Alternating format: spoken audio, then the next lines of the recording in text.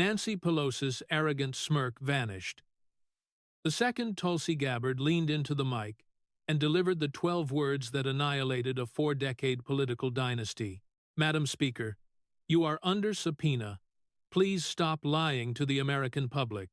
Chairman John Moolenaar froze at the dais. Ranking member Raja Krishnamoorthi, Pelosi's own Democrat, her hand-picked ally of 9 years, refused to lift his gaze from his notepad.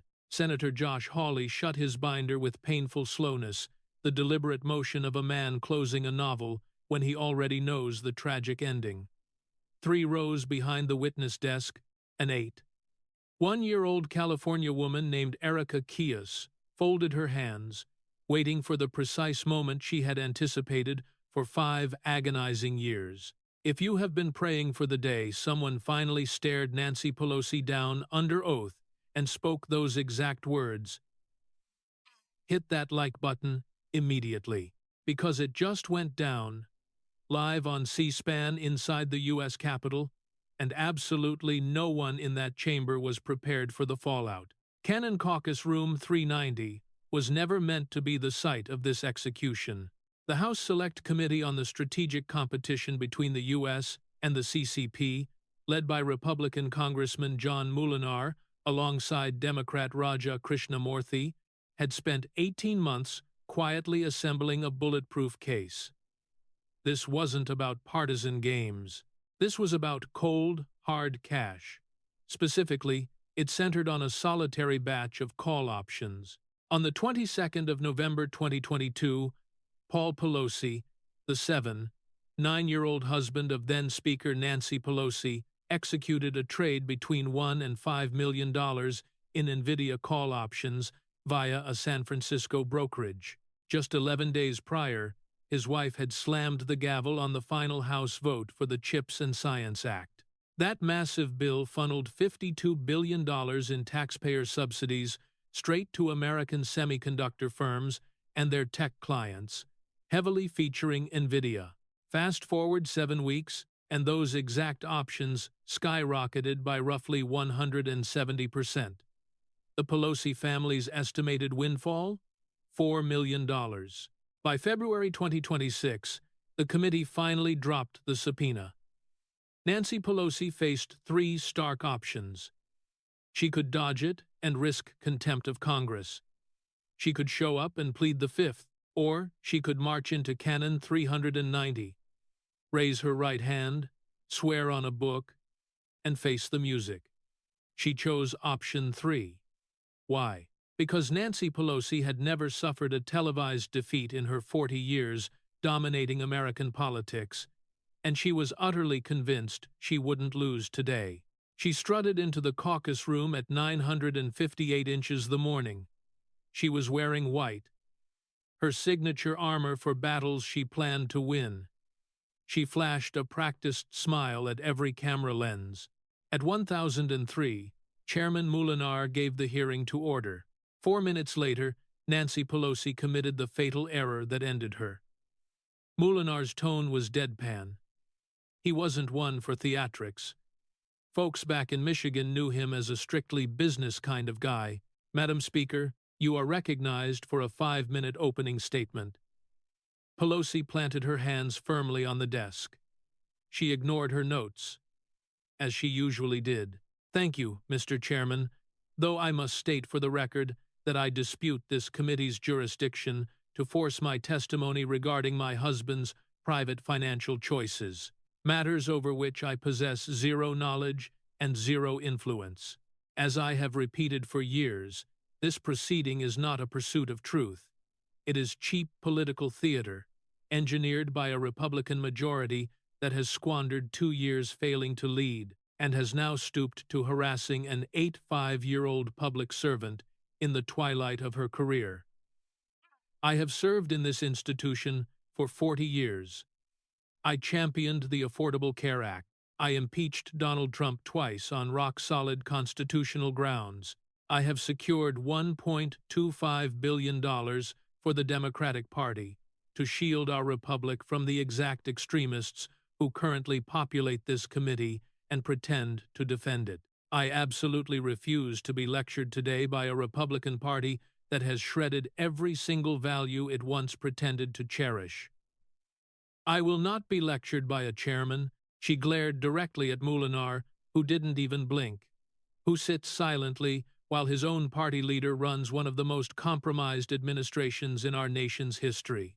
And I will most certainly not be lectured by the individual sitting to my right. She rotated her head with slow disdain toward Tulsi Gabbard. Director Gabbard, you abandoned the Democratic Party because you were incapable of winning a primary. You sat down with Bashar al-Assad in Damascus back in 2017. You defended Edward Snowden right from the floor of the United States House. You were labeled a Russian asset by the 2016 Democratic presidential nominee, Hillary Rodham Clinton. And quite frankly, she was entirely accurate. You are merely a pretty face for Vladimir Putin. Director Gabbard, you are a pretty face for Tucker Carlson. You are the poster child for every man in this nation who desperately wants a female combat veteran to validate his paranoid delusions about his own country. You did not come here to protect Americans. You are here to assist a Republican hit squad in attacking an 5-year-old retiring congresswoman simply because her husband made legal financial trades under U.S. law. Mr. Chairman, I yield back my time. I eagerly await your questions, though I hold zero expectations that they will be fair. Chairman Molinar tapped his gavel once, a soft, sharp sound. The witness's remarks are noted. On the Democratic side, Raja Krishnamoorthi did not clap. He did not nod. He refused to even glance in Pelosi's direction. He just kept scribbling on his legal pad. Rhode Island Democrat Seth Magaziner stared blankly at the wood grain of the desk. Michigan Democrat Haley Stevens suddenly found the ceiling tiles fascinating. Over on the Republican wing, young Kim of California calmly placed her pen down, interlacing her fingers. Florida's Neil Dunn, a veteran combat surgeon, leaned forward a fraction of an inch, showing life for the first time all morning. Down in the invited witness row, Senator Josh Hawley clicked his pen shut and left it on the table. Michigan Democrat Alyssa Slotkin, a former CIA officer sitting 2 seats from Hawley, gripped the edge of the table so fiercely her knuckles flushed bright white, safely hidden from the C-SPAN feeds. Tulsi Gabbard showed zero reaction. She didn't glare back at Nancy Pelosi. Instead, she looked down at the small, leather-bound text she had carried to the table. It wasn't a standard Bible. It was a copy of the Bhagavad Gita, the exact text she used when Attorney General Pam Bondi swore her in at the Oval Office on the 12th of February 2025. She rested her hand on the cover for a brief second, then leaned into the mic. Chairman Molinar, Director Gabbard, you are recognized for a 5-minute opening statement. Tulsi Gabbard didn't spread her hands wide like Pelosi. She kept them folded in her lap, exactly how a combat veteran sits when they are assessing a room where nobody has faced incoming fire yet. Her voice carried the weight of a lieutenant colonel addressing a memorial service. Low, unwavering, and deliberately unhurried. Mr. Chairman, Ranking Member Krishnamoorthi, members of this committee, I appreciate the privilege to appear before you today. But before I deliver my prepared remarks, I must address the Madam Speaker's opening statement head-on, because I hold too much respect for this institution to let blatant falsehoods stand unopposed on the congressional record. I did not defect from the Democratic Party because I failed to win a primary. I secured 4 consecutive primary victories in Hawaii as a proud Democrat between 2012 and 2018. I walked away from the DNC in February 2016 because I firmly believed the entire primary machinery had been rigged against Senator Bernie Sanders, and the subsequent WikiLeaks drops of John Podesta's private emails proved beyond a shadow of a doubt that my assessment was spot on. Yes, I met with Bashar al-Assad in January 2017. I never once attempted to conceal that diplomatic trip. I went because I served with the Hawaii Army National Guard Medical Company over in Balad, Iraq, from 2004 to 2005. I personally watched young American soldiers bleed out on operating tables in a conflict that a vast majority of this very Congress greenlit without ever calculating the true human cost. I refuse to let that happen again. I still do. Yes, I defended Edward Snowden's initial disclosures back in 2013. I absolutely did not defend his subsequent choice to run to the Russian Federation.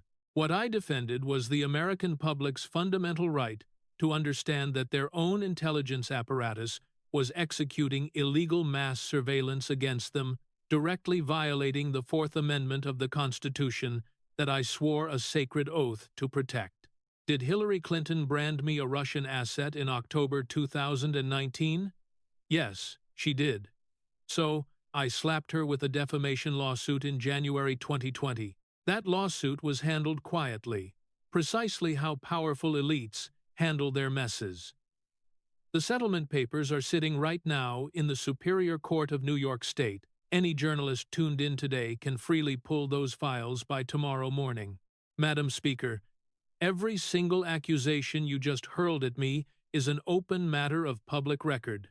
I don't hide from my past. I hold zero regrets. And I am entirely finished defending myself today because this particular hearing is not about my record. With the chairman's blessing, I would like to introduce something extremely straightforward into today's official record.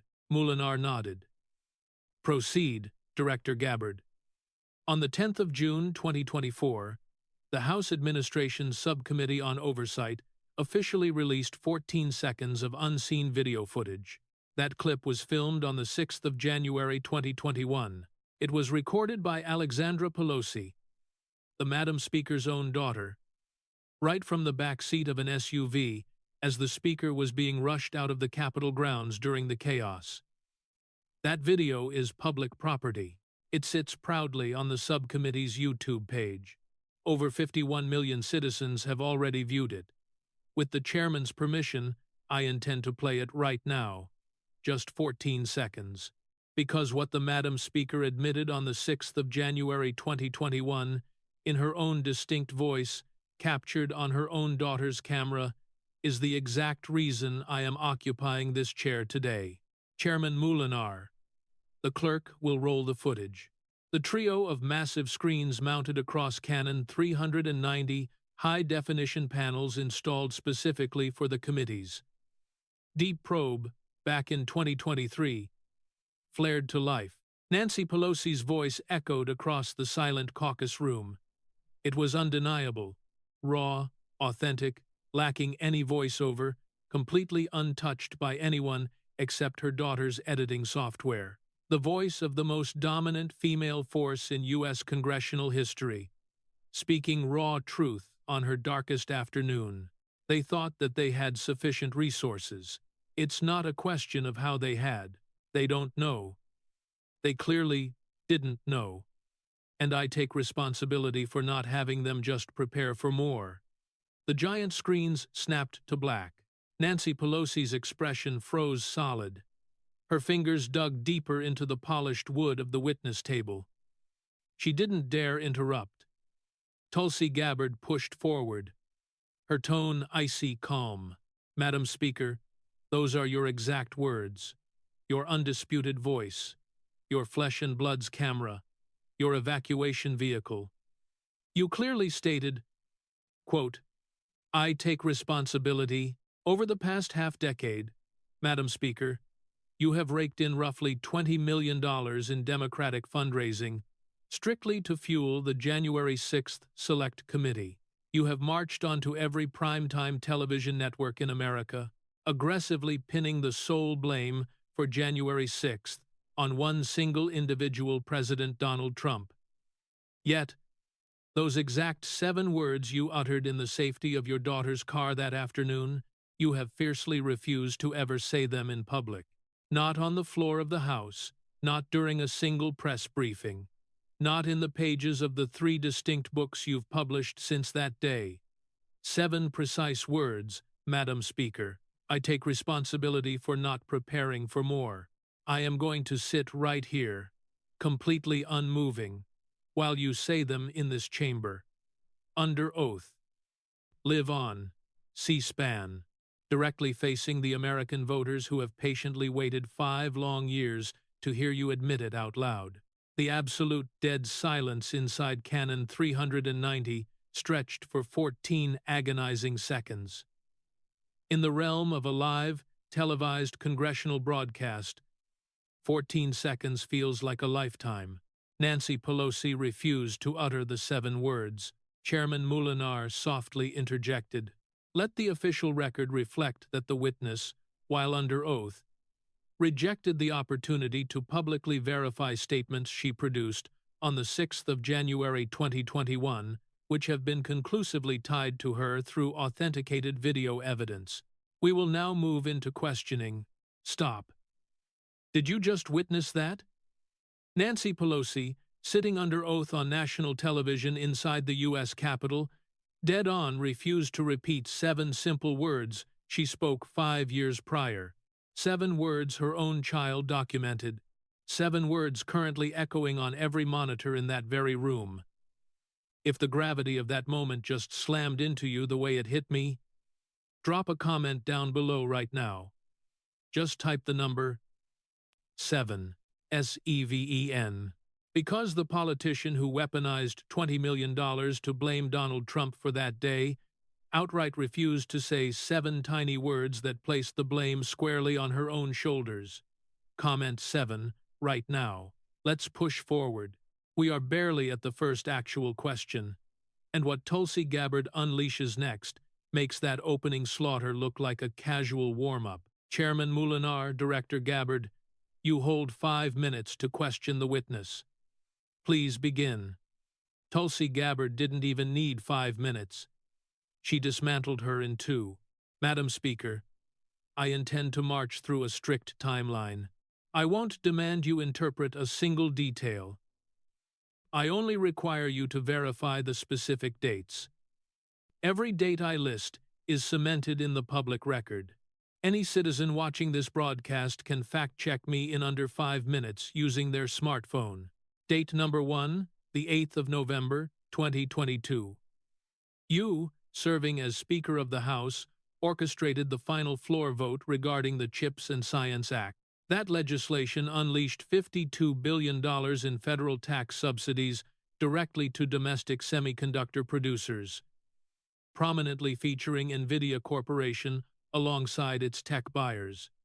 Is that factually accurate? The CHIPS and Science Act was a deeply bipartisan achievement, the entire purpose of which was to resurrect American manufacturing. Madam Speaker, yes or no? A heavy pause hung in the air. Yes. Date number 2, the 22nd of November 2022. Exactly 2 weeks post-CHIPS Act vote, your husband, Paul Pelosi, acquired between $1 and $5 million in Nvidia call options, carrying a strike price of $160 and an expiration window of January 2024. My source is the official periodic transaction report submitted under your exact name to the Clerk of the House on the 16th of December, 2022. Is that correct? Another suffocating pause. Yes. Date number 3, the 3rd of January 2023. Nvidia Corporation proudly announced the rollout of their brand new H800 chip, specifically engineered to bypass the administration's strict export limits on China, thereby securing the firm's massive market dominance. The stock surged roughly 7% by the closing bell that afternoon. I have the historical market data resting right here. Is that correct? I do not micromanage my husband's. Madam Speaker, yes or no? I do not recall that specific daily fluctuation. I will formally enter the closing market data into the official record. Mr. Chairman, this is outright harassment. Molinar cut in, his voice gentle but wrapped in iron. Madam Speaker, you sit under oath. The director presented a purely factual inquiry. The answer resides in the public domain. Was the closing price of Nvidia stock on January 3rd up roughly 7%? Yes or no? Pelosi's booming voice shrank. Yes, Tulsi pressed the attack. Date number 4, the 17th of January 2023. The call options your husband secured back on November 22nd had ballooned by roughly 70%. The estimated on-paper profit by that specific date hit $4 million. My sources are Capital.com and Quiver Quantitative, both platforms tracking congressional wealth disclosures in absolute real time for the public. Correct? I absolutely do not discuss my spouse's private trading. Madam Speaker, those disclosure forms were legally filed under your name. Your signature is on them. I am holding a photocopy of your exact signature. Yes or no? Nancy Pelosi shot a desperate glance at her high-priced attorney sitting right behind her.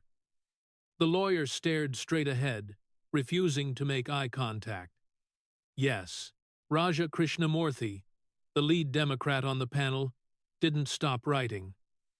Representative Neil Dunn, the combat medic, sat frozen, completely captivated for 7 straight minutes.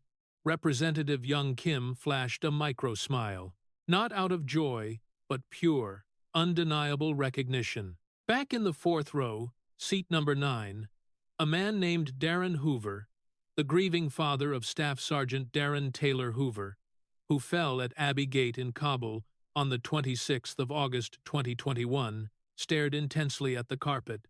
He had sworn to himself before walking in that he wouldn't let Pelosi see his face until the exact right second. Tulsi wasn't done. Madam Speaker, over the prior calendar year, Quiver Quantitative reports, the Pelosi household's stock portfolio has crushed the S&P 500 by an astonishing 38%. Your personal estimated net worth, tracked by that identical real-time platform, hovers around $262 million. You have occupied a seat in Congress since January 1987. Your combined taxpayer-funded salary over those 39 years, fully adjusted for inflation, totals roughly $5.2 million. Your husband operates as a private investor. I ran the basic compound interest math on my flight into D.C. this morning. A standard 7% annual market return on your declared $1,987 starting asset base of roughly $700,000 would result in a modern portfolio of about $4.1 million. Yet your declared household wealth sits at $262 million. The glaring delta between $4 million and $262 million is exactly $258 million. Madam Speaker, the American voters are not fools. They possess calculators. They own smartphones. They read Capital.com. And on the 9th of August 2025, the 47th President of the United States blasted this exact message on Truth Social, and I quote him verbatim because the post remains publicly visible right now. Crooked Nancy Pelosi and her very interesting husband crushed every major hedge fund in 2024.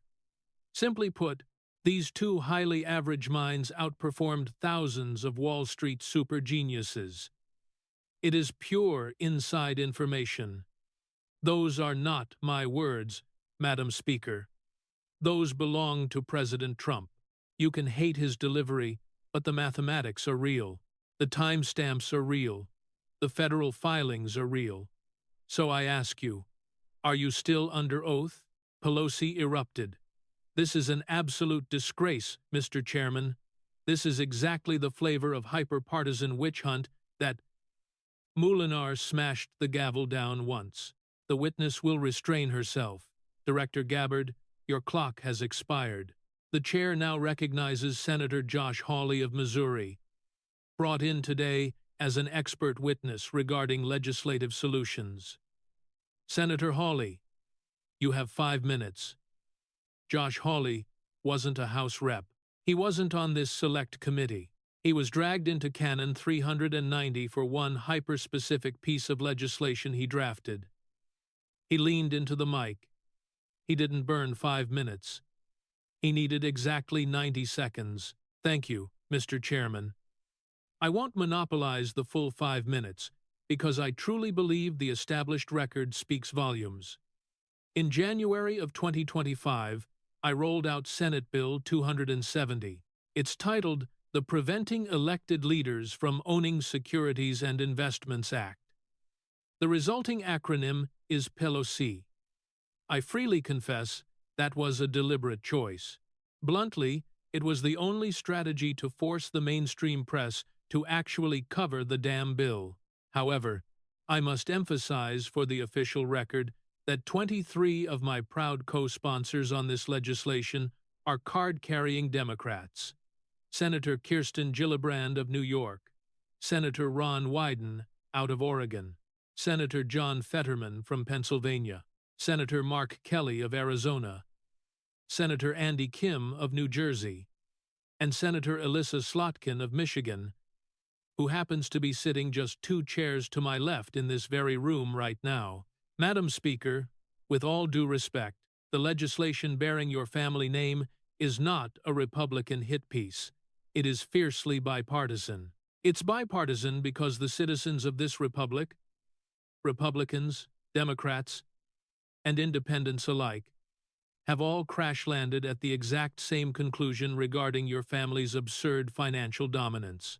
They got there all by themselves by reading the headlines, scrolling the public filings on their own devices, and relying on basic human common sense. My legislation is not a personal vendetta against you, Madam Speaker.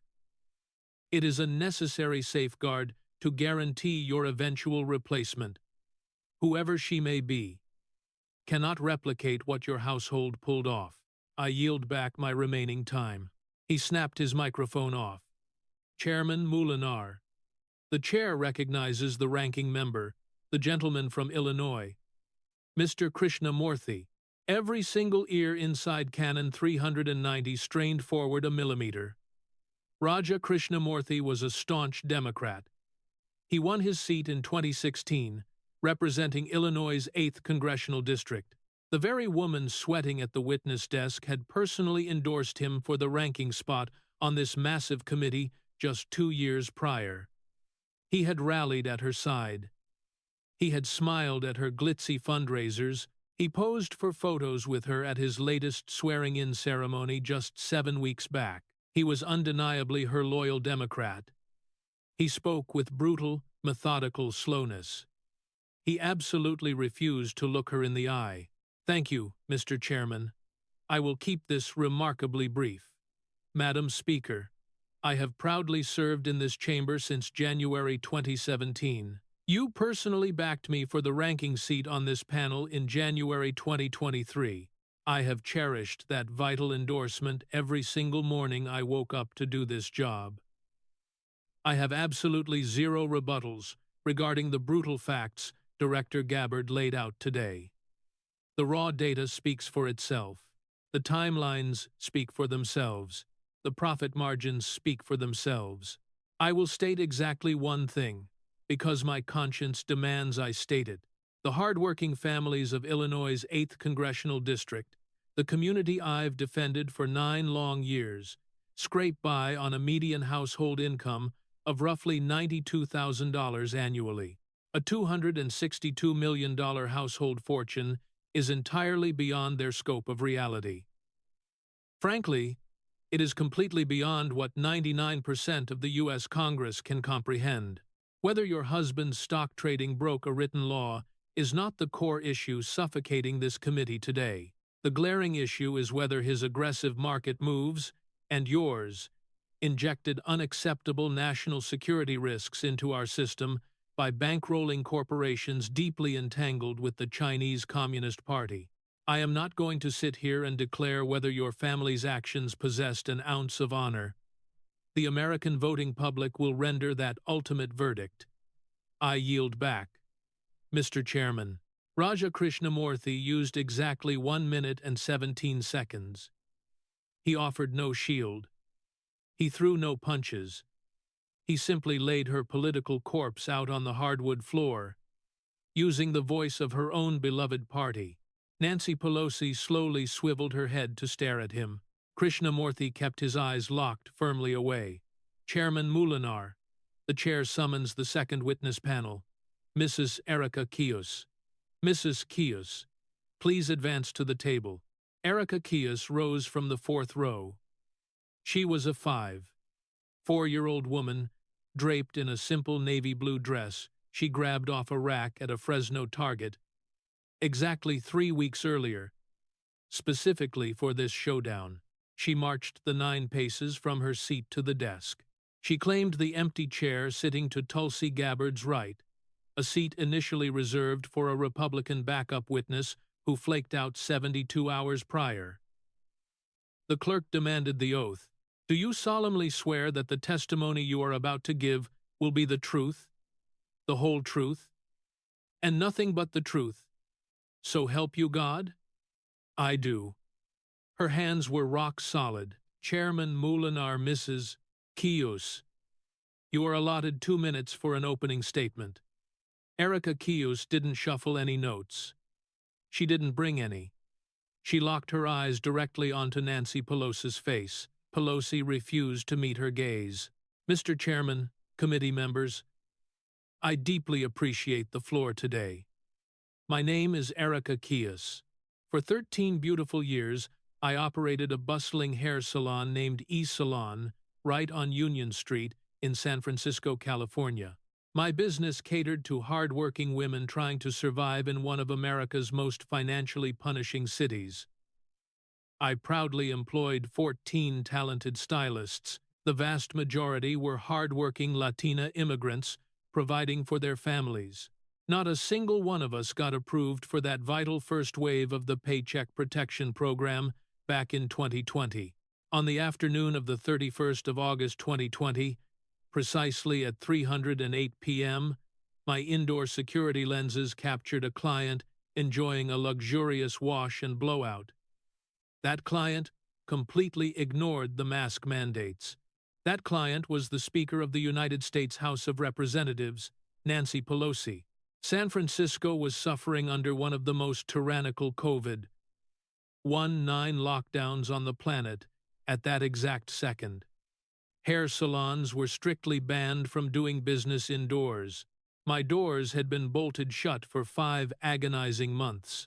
My 14 loyal workers had 0 income for 5 months. I was trying to feed 2 children. I held a commercial lease I couldn't afford.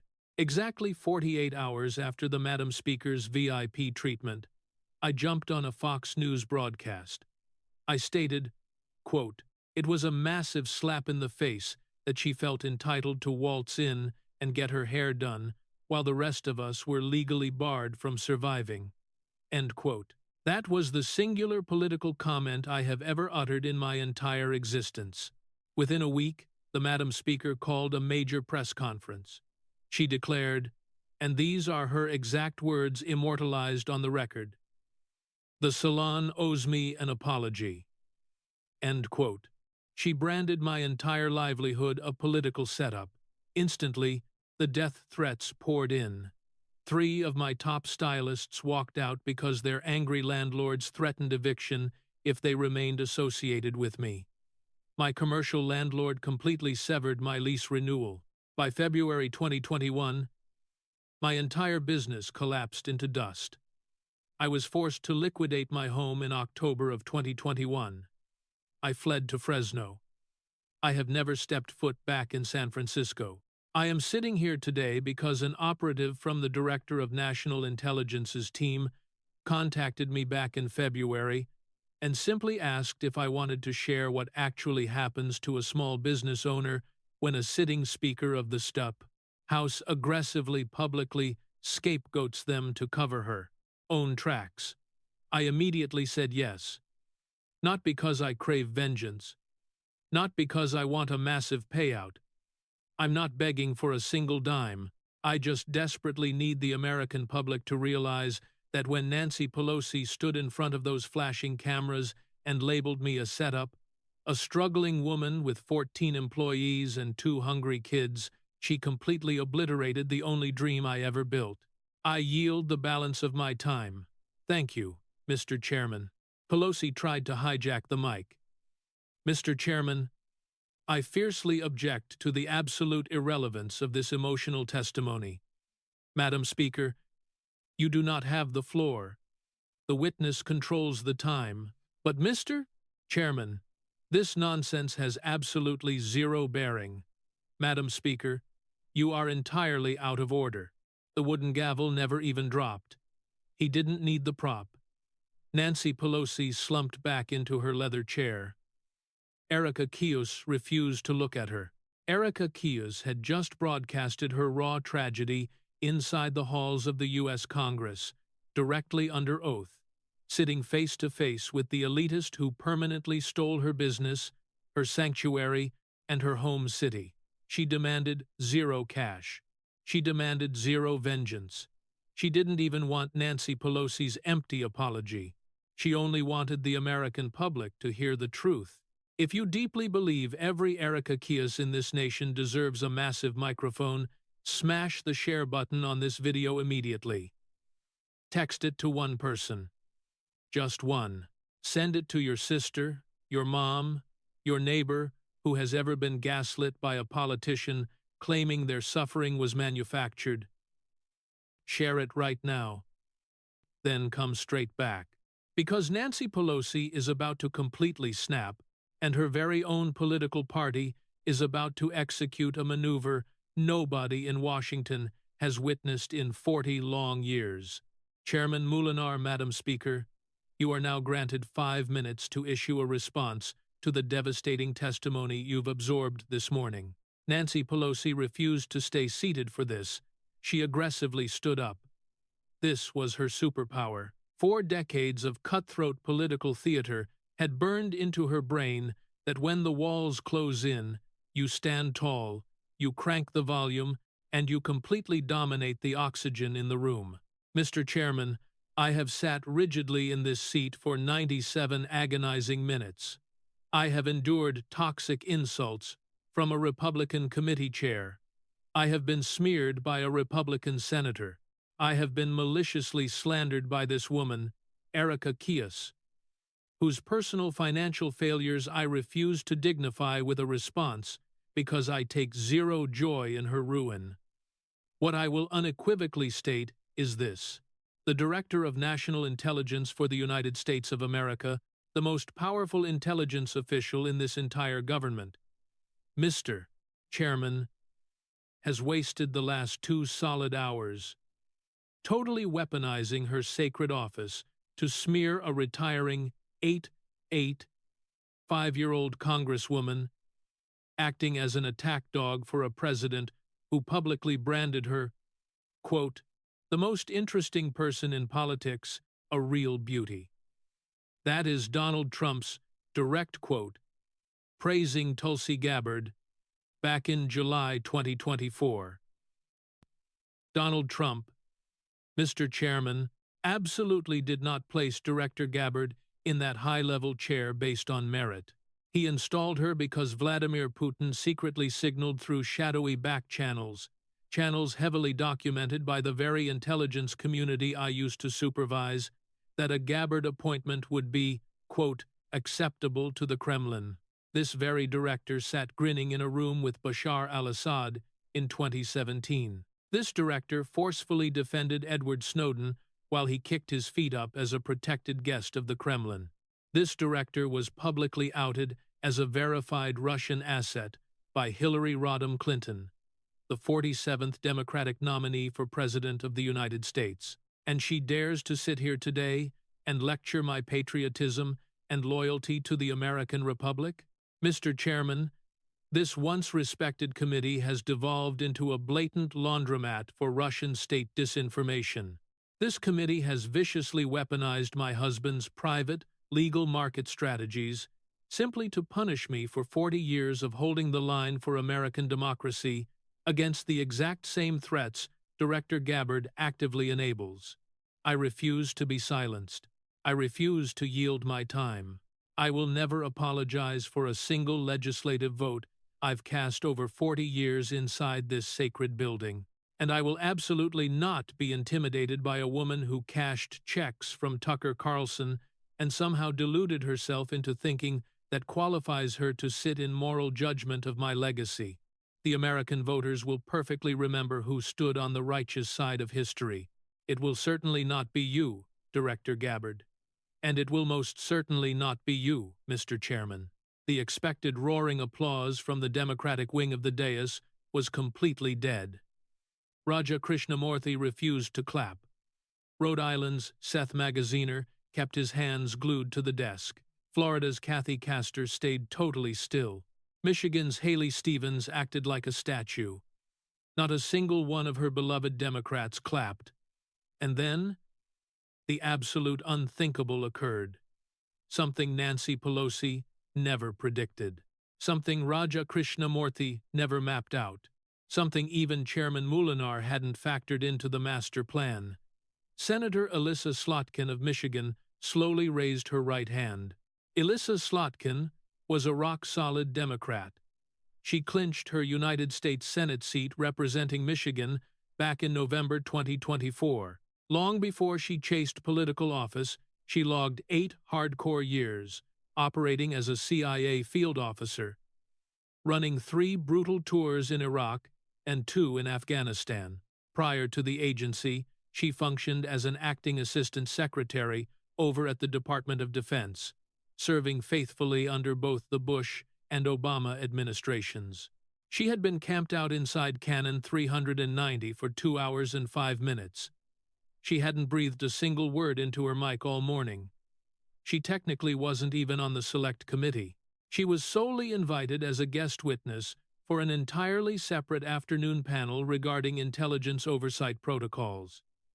She had notably voted straight no against Tulsi Gabbard's DNI confirmation. That strict opposition vote was permanently stamped on the public record. She raised her hand. Chairman Molinar. The chair recognizes Senator Slotkin of Michigan for a critical point of personal privilege.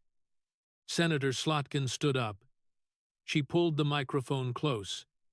She utterly ignored Nancy Pelosi.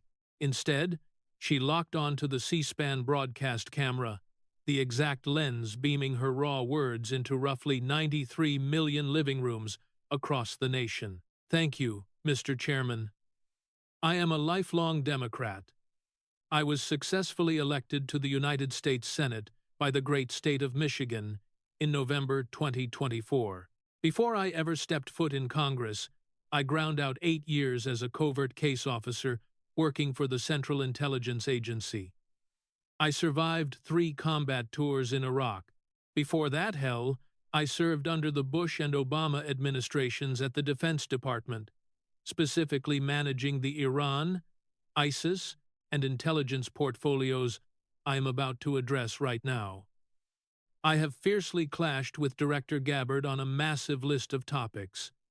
I proudly voted against her confirmation in February of this year. I will absolutely continue to battle her on complex policy, and my strict vote against her confirmation remains a public stance I am absolutely not retreating from. However, I am about to state something right now on the official record, invoking the full authority of this committee, because keeping my silence would be deeply dishonorable. Madam Speaker, I am a trained former case officer. I know exactly what a functional Russian asset looks like. I spent 8 years of my prime life hunting them down. I have personally debriefed individuals actively trying to become them. I have drafted highly classified threat assessments regarding suspected foreign spies for 3 different sitting presidents of the United States. Director Gabbard is absolutely not a Russian asset. Hillary Clinton was completely wrong back in October 2019. She was dead wrong to spew it on a casual podcast. She was dead wrong to cement it on the public record. The entire intelligence apparatus, which I still held formal adjacent ties to at that specific time, privately scrambled to correct that reckless record alongside key members of the Senate Intelligence Committee within 72 hours of her wild remarks. Granted, that vital correction was never blasted to the public, simply because the intelligence community does not traditionally issue aggressive public fact checks against former presidential nominees. I did not step into this hearing room today with the intention to shield Director Gabbard. I arrived strictly to testify on a totally separate intelligence matter scheduled for this afternoon.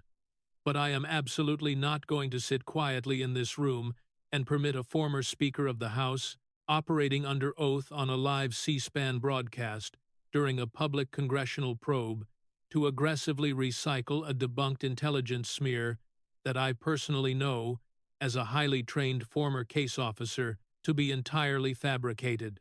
Madam Speaker, with all due respect to your legacy, you maintain the absolute right to fiercely disagree with Director Gabbard on complex policy. You possess the right to battle her on Syria, on the Snowden leaks, on literally any microscopic issue buried within the massive intelligence portfolio. You absolutely do not possess the right to casually brand her a Russian asset while sitting under oath on national television. It is a blatant lie. I know it is a lie. And I refuse to be the one Democrat sitting in this room who quietly permits that lie to stand unopposed. I yield back, Mr. Chairman. Senator Slotkin dropped back into her seat. Cannon 390 went terrifyingly silent. Raja Krishnamoorthi delivered one slow, heavy nod. Josh Hawley, a fierce Republican who had viciously attacked Alyssa Slotkin right from the Senate floor on 17 distinct occasions over the past 2 years, leaned forward and muttered incredibly softly, just loud enough for the closest hot mics to pick it up. "Thank you, Senator." Chairman Molinar. The senator's powerful statement is officially entered into the binding record. Nancy Pelosi stood frozen in time, her jaw unhinged. She snapped it shut. She opened it a second time. She couldn't logically counterattack Senator Slotkin. Slotkin was a loyal Democrat. Slotkin was a decorated former CIA operative. Slotkin had just risen in a hostile Republican-led hearing and delivered raw truth regarding a person Slotkin genuinely despised. There was zero political playbook to counter that move. There never had been. Tulsi Gabbard spoke softly into her microphone. "Madam Speaker, Senator Slotkin aggressively voted against my confirmation. She has literally never shielded me on a single other controversy. On most days, she operates as one of my most vicious Democratic critics, currently sitting in the U.S. Senate, but she just delivered the honest truth. And that exact moment highlights the massive canyon between us today. When Senator Slotkin spots a vicious lie, she exposes the truth, even if it defends someone she fundamentally disagrees with. When you spot a vicious lie, Madam Speaker, you simply invent another lie to cover it up. That is the exact reason you are sweating in that specific chair today under a federal subpoena, and that is exactly why you are going to walk out of this monumental building this afternoon with significantly fewer friends than when you arrived. A Democrat. A lifelong Democrat. A highly trained former CIA case officer.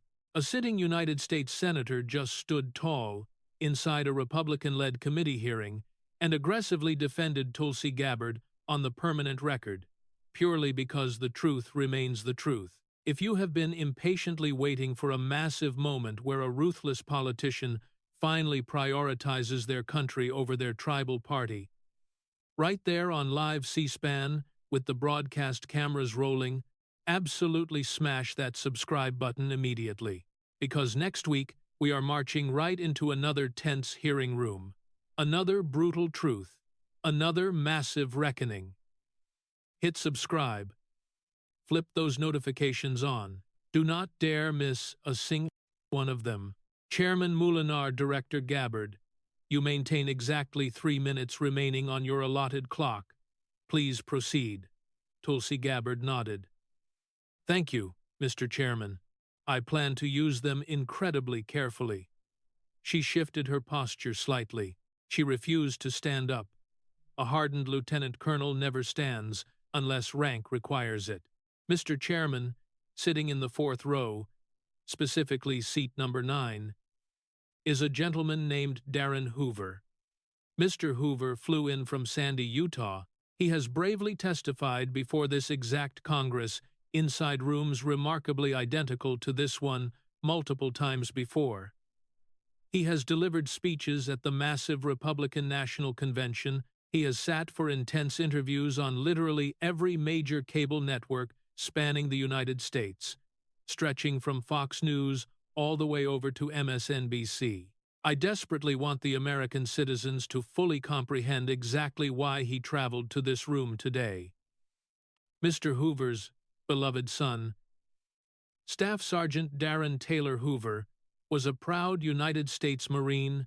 He was tragically one of the 13 brave American service members who lost their lives at Abbey Gate, stationed just outside Hamid Karzai International Airport over in Kabul, Afghanistan, on the bloody afternoon of the 26th of August 2021. He was only 31 years old. He permanently left behind a grieving father, a shattered mother, a sister, a brother, an entire devastated community, and the United States Marine Corps. Mr. Hoover was personally invited to sit here today by Congressman Neil Dunn, a retired military combat surgeon and a voting member of this panel. Mr. Hoover is absolutely not a sworn witness today. He is strictly a silent observer. He was never asked to provide testimony. He brought 0 prepared remarks. With the chairman's blessing, Mr. Hoover, would you simply stand up so the American public can finally look at your face? Darren Hoover slowly rose to his feet. He didn't say a single word. He refused to turn toward the flashing cameras. He kept his eyes permanently locked onto Tulsi Gabbard and then shifted his gaze to Chairman Moulinar. After 4 heavy seconds, he lowered himself back into his seat. Tulsi drove it home. Madam Speaker, I am absolutely not going to demand you comment on Mr. Hoover's fallen son. I am not going to drag his sacred name into some cheap political mud-slinging contest. I am completely refusing to do to him what you aggressively did to Mrs. Caius. I bring his presence up for one singular reason. Over the past 105 grueling minutes, Madam Speaker, you have completely hijacked your time at this witness table solely to attack me on a personal level regarding my Syrian trip, regarding the Snowden leaks, regarding Hillary Clinton. You viciously attacked this sitting chairman. You attacked Senator Hawley. You actively attacked Senator Slotkin, the very woman who just shielded me from your own toxic smear on the permanent record, acting as your fellow Democrat and a seasoned former case officer. You completely dismissed, by name, the heartbreaking sworn testimony delivered by Mrs. Erica Kies. Yet, you have aggressively dodged answering a single basic question regarding your husband's massive $4 million profit margin on Nvidia. Call options secured exactly 11 days after you banged the gavel on the CHIPS Science Act. You flat-out refused to repeat the vital 7 words captured on your own flesh and blood's video footage. You arrogantly withheld an apology to Mrs. Kies. You completely ignored Mr. Hoover's fallen son, completely ignored the 12 other brave Americans who fell beside him, and completely ignored the thousands of shattered American and Afghan families who are currently surviving, with the brutal consequences of the reckless decisions rubber-stamped by members of this very Congress since the year 2000. You simply strutted into this hearing, Madam Speaker, and executed the exact same playbook you've utilized for 40 years. You attacked. You aggressively deflected, and you banked on the cynical bet that the American voting public would eventually grow exhausted, flip the channel, and simply move on. But they are absolutely not going to move on this time. Not this time. Tulsi Gabbard finally leaned back. Her hands dropped back into her lap. She had burned exactly 2 minutes and 41 seconds of her remaining 3 minutes. Nancy Pelosi shot up out of her chair. Not to surrender, to wage war. Mr. Chairman, I absolutely will not. I will not endure lectures on basic decency during a partisan witch hunt.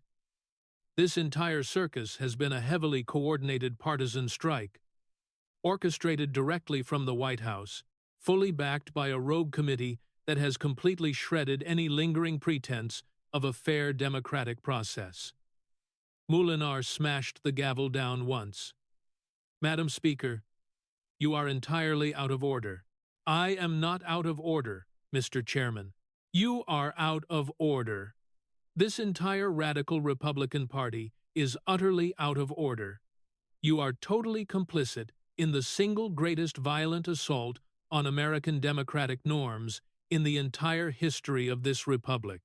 Moulinar violently smashed the gavel down a second time, significantly harder. Madam Speaker, you are out of order.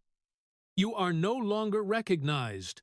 I have sacrificed 40 years bleeding for this Congress. I have spent 40 years shielding this very building from the exact fascist forces you currently serve. I absolutely will not. I will not be silenced by a petty man who has wasted his entire pathetic career acting as a rubber stamp for... Moulinar pounded the gavel 3 rapid times. The solid wood cracked violently against the base. Madam Speaker, the chair has officially ruled you out of order. You are formally excused as a testifying witness. The chair is permanently severing your time. Nancy Pelosi refused to stop screaming. I absolutely will not be excused. I retain the fundamental right to be heard.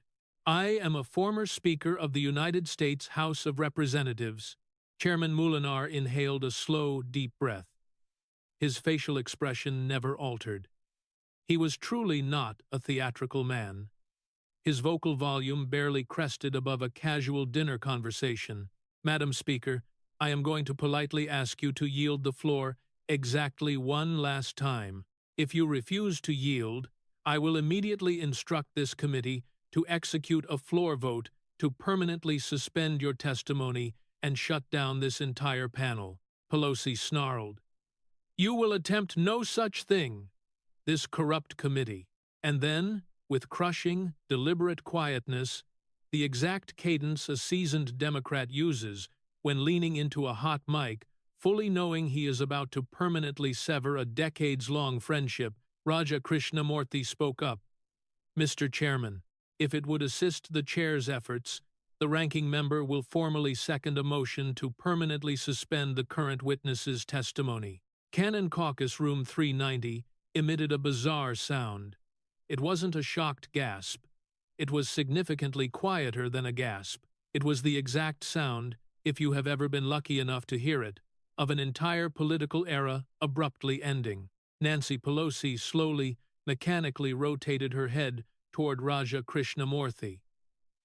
The loyal Democrat she personally endorsed for his massive ranking seat just 2 years prior.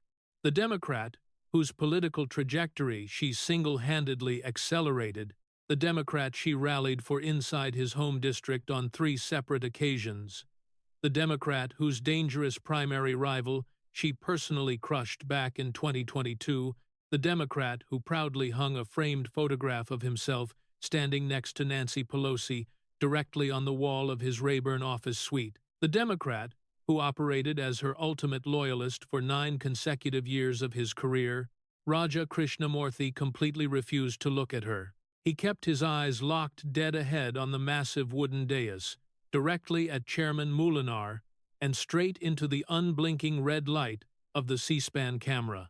I so move, Mr. Chairman. Nancy Pelosi froze into a complete statue. 1 second, 2 seconds, 3 seconds. 4. Her shaking hands finally lowered back to the desk. She didn't bother grabbing her scattered notes. She didn't glance back at her high-priced lawyer. She didn't look at her frantic chief of staff. She completely ignored the ravenous press gallery. She refused to look at Erica Kios. She didn't look at Darren Hoover. She absolutely refused to look at Tulsi Gabbard. She just stared a hole straight through Raja Krishnamoorthi. Raja Krishnamoorthi never looked back.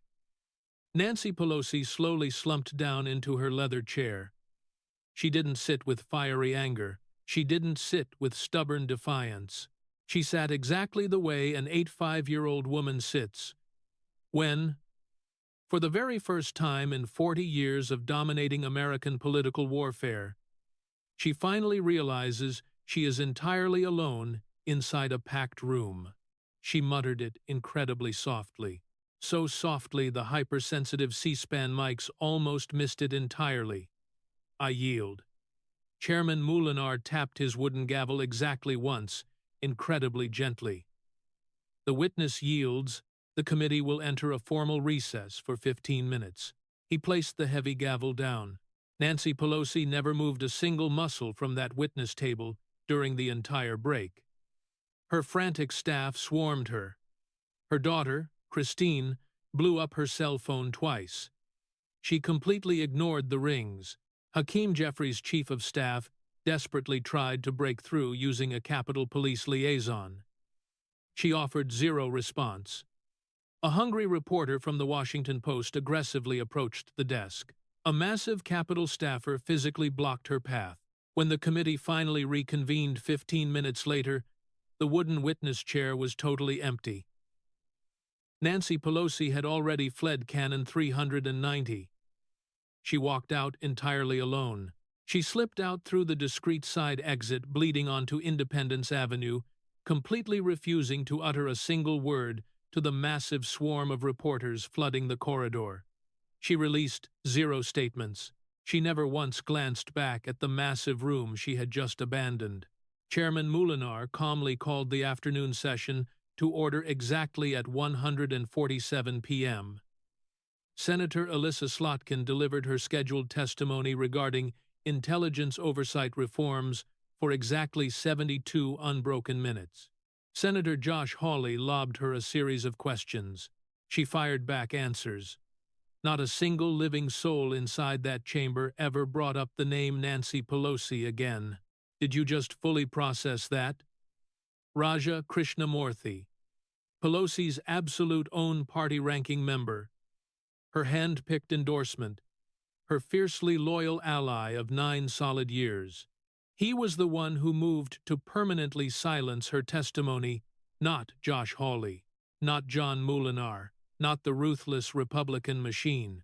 Her very own beloved Democrat seconded the brutal motion to physically throw her out of a major hearing she had just burned an hour and 45 minutes, desperately trying to control. If you have been hopelessly waiting your entire adult existence for a massive politician to finally face brutal accountability delivered by their own tribe, not the rival team, but their own blood, turn on your damn notifications right now, because this avalanche is just getting started. Somewhere out on the massive marble steps of the Cannon House office building, exactly 41 minutes after the brutal hearing went into recess, Erica Kios walked completely alone out of the echoing corridors and straight into the crisp November afternoon. That same Washington Post journalist chased her down. He threw exactly one question at her. Mrs. Kios, what exactly do you want Nancy Pelosi to know today? Erica Kios stopped dead on the historic Cannon steps. She thought deeply for 3 heavy seconds. Then she spoke. I just want her to realize that I'm totally fine. I don't need her fake apology. I truly never did. She just kept walking. She snagged her Uber right on Independence Avenue. She was already cruising at 30,000 feet on a Southwest jet, headed back to Fresno, long before Nancy Pelosi even fully exited the Capitol complex. When her flight touched down at Fresno Yosemite International Airport exactly at 7:18 that evening, her daughter was patiently waiting near the gate, clutching a cheap, tiny bouquet of grocery store flowers.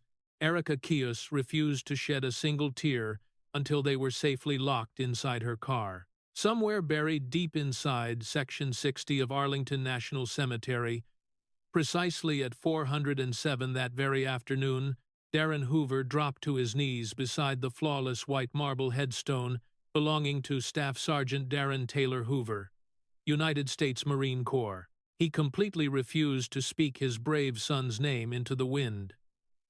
He had officially stopped doing that 4 agonizing years ago, strictly following the profound advice of an old military chaplain who deeply understood that the most powerful prayers are the ones kept entirely silent. He simply rested his bare hand on the freezing top of the marble stone. He kept it planted there for 6 unbroken minutes. Then he slowly rose to his feet, brushed the damp grass off the knees of his dress pants, and marched silently back to his rental vehicle. His loving wife was patiently waiting back at a Hilton over in Alexandria. He was fully planning to take her out for a massive dinner. He was going to order a massive steak. He was going to finally tell her that a sitting director of national intelligence had politely asked him to stand tall inside a room completely packed with broadcast cameras, and that he had stood up. That was the only detail he was ever going to share about the entire ordeal.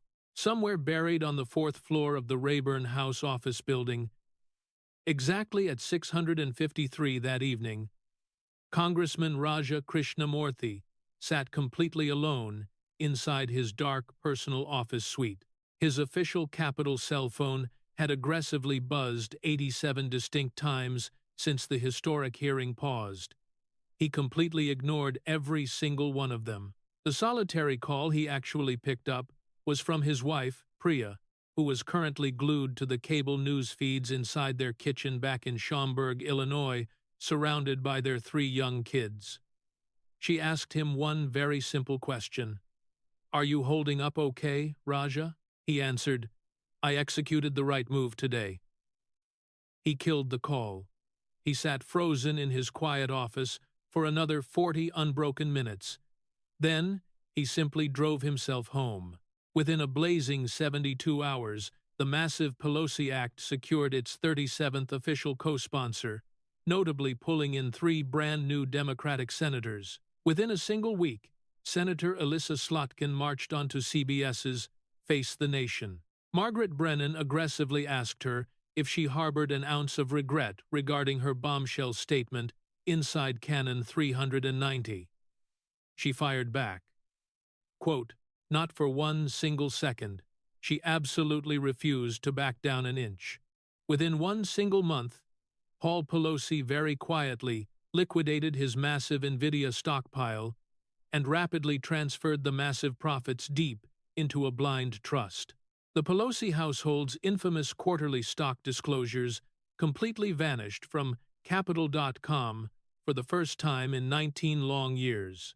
Ironically, the platform's internet traffic absolutely exploded by a factor of 3, purely because every single American citizen who ever questioned why the site needed to exist finally grasped exactly why it mattered. Nancy Pelosi finished out her final congressional term on the 3rd of January 2027. She utterly refused to deliver a grand farewell address on the massive House floor.